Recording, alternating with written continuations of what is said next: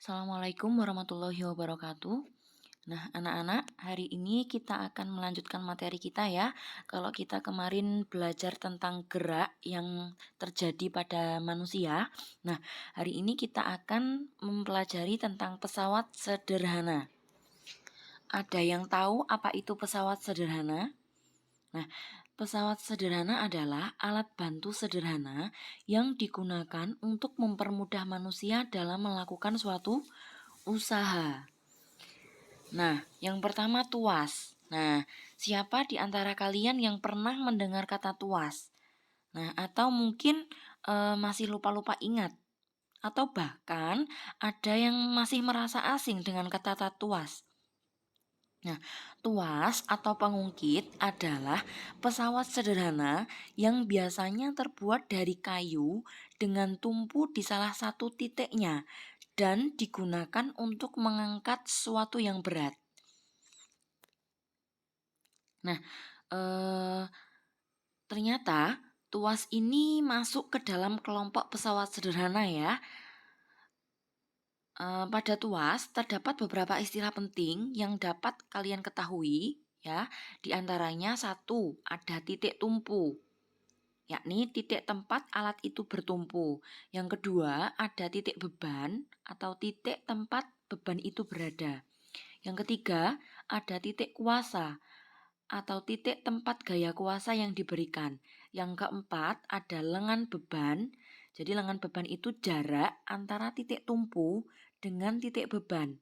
Yang kelima, ada lengan kuasa, yakni jarak antara titik tumpu dengan titik kuasa.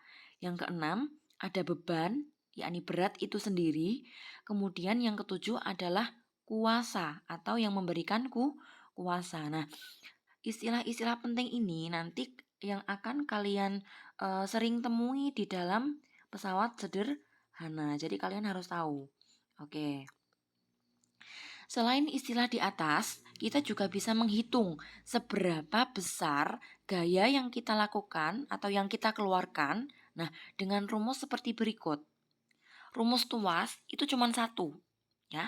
Jadi rumusnya W dikali LB sama dengan F dikali LK. Ini satu paket ya. W gandengane LB, F gandengane LK. Tidak bisa dipisahkan. Boleh dibolak-balik. FK-nya sampean geser di depan, W-nya digeser ke belakang. Boleh enggak apa-apa, asalkan satu paket. Oke. Nah, biar kalian tidak bingung, di sini sudah Bu Ilva berikan ilustrasi gambar. Nah, beban itu yang sebelah mana, LK itu yang bagian mana, coba diperhatikan baik-baik ya. Nah, di sini Bu Ilva berikan gambar jungkat-jungkit. Nah, yang dikatakan berat itu di sini, W. Nah, W ini satuannya Newton. W ini bisa juga dihitung menggunakan rumus M dikali G. M itu massa, G itu besar gravitasi. Gravitasi bumi berapa? Masih ingat dulu kelas 7? Ya, ketetapan 10 M per S. Atau kalau diketahui berarti 9,8 M per S. Oke, nah lengan yang mendekati beban namanya lengan beban. Di sini ada titik tumpu. Nah, di sini ada lengan yang mendekati gaya kuasa. Paham ya? Jadi sekali lagi rumus yang ada pada tuas adalah W dikali LB sama dengan F dikali LK. Oke, lanjut sekarang. Oh ya, sebelum itu, W tadi satuannya Newton ya. Newton bisa disingkat dengan N besar. LB dan LK rumusnya sama, meter. Atau sentimeter juga bisa. F, ini gaya kuasa, satuannya juga Newton. Oke, lanjut. Nah, sementara itu kita juga bisa mengetahui nilai keuntungan mekanis dari tuas tersebut. Nah, apa sih keuntungan mekanis itu? Keuntungan mekanis adalah angka yang menunjukkan berapa kali pesawat sederhana dapat menggandakan gaya. Nah, caranya ada pada rumus berikut ini. KM, keuntungan mekanis sama dengan W per F. W tadi apa? Beban.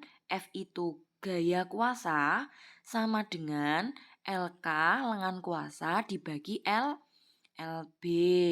Nah, ini sama dengan di sini, kalian boleh memilih. Jadi, untuk menghitung rumusnya KM, kalian boleh memilih W per F atau LK per LB.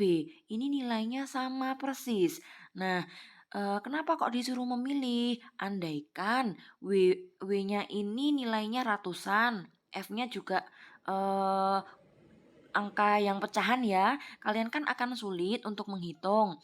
Nah, LK per LB-nya, misalkan LK-nya ketemu 4, LB-nya ketemu 2. Nah, ini kan lebih ringan, lebih memudahkan kalian untuk menghitung saja. Tapi, kalau kalian mau menghitung semuanya, nilainya harus sama. Kalau hasil dari pembagian W per F itu 2, jadi LK per LB-nya juga harus 2. Kalau tidak sama, berarti jawaban kalian masih salah. Oke. Nah, sekarang jenis-jenis tuas.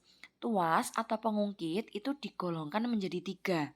Ya, yang pertama didasarkan pada letak titik tumpu, titik beban, dan titik kuasa. Jadi, dikatakan tuas jenis pertama itu jika letak titik tumpu itu berada di antara titik beban dan titik kuasa.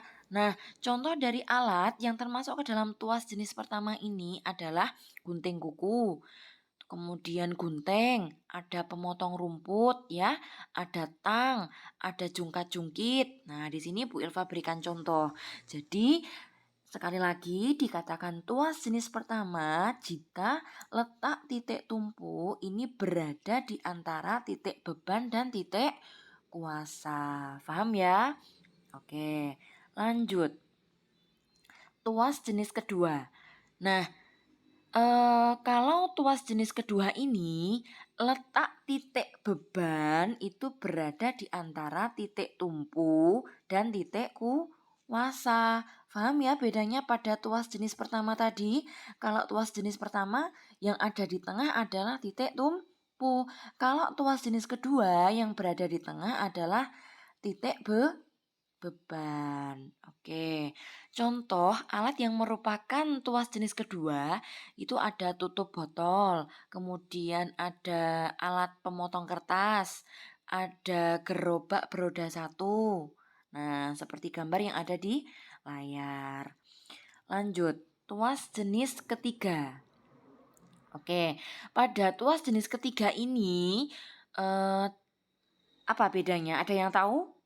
Nah, bedanya yang berada di antara titik tumpu dan titik beban itu adalah titik kuasa. Nah, contoh alat yang menggunakan tuas jenis ketiga ini antara lain ada skop, kemudian ada penjepit roti, kemudian ada staples, ada pinset, dan lain sebagainya. Oke. Nah, sekarang kalian sudah paham ya apa itu tuas dan jenisnya itu ada apa saja? Nah, ternyata banyak sekali manfaatnya. Nah, salah satunya meringankan beban kerja manusia. Nah, coba kalian bayangkan kalau tidak ada sekop. Nah, memang tukang bangunan itu kan juga susah untuk mengaduk semen.